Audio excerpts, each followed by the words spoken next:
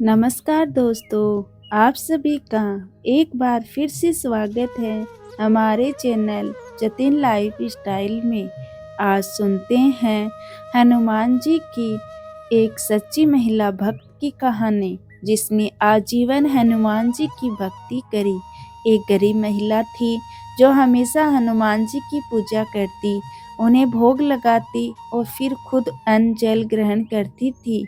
और रोजाना हनुमान जी को रोटी का चूरमा बनाकर भोग लगाती थी और भोग लगाते समय कहती, लाल लंगोटी हाथ में गोटी, मैं आपको खिलाऊं खाइए रोटी। उसके बचपन से यही दिनचर्या थी।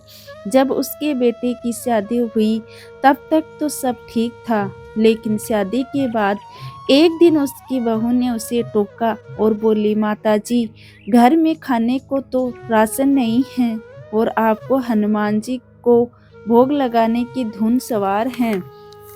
परंतु वह नहीं मानी। तब उसकी बहू ने गुस्से में आकर उसे कमरे में बंद कर दिया। वो महिला 6 दिनों तक उस कमरे में बंद रही। उधर एक दिन उसके बेटे की नौकरी छूट गई और वो लोग दाने दाने को मोहताज हो गए। 7वें दिन उस महिला के कमरे में एक ब्राह्मण प्रकट हुए और उस महिला को उसी मंत्र के साथ खाने को रोटी का चूरमा दिया, जिस मंत्र से वो हनुमान जी को भोग लगाती थी। तब महिला ने खाने से मना कर दिया और बोली, आज तो आप खिला देंगे, कल कौन खिलाएगा, बाद में कौन खिलाएगा।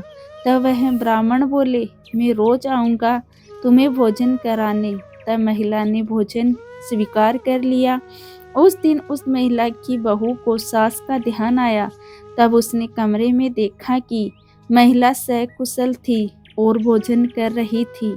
यह देखकर बहू को बहुत गुस्सा आया और उसने ताने मारते हुए कहा, क्यों सासू जी, अब मंदिर नहीं जाओगी, हनुमान जी को भोग नहीं लगाओगी।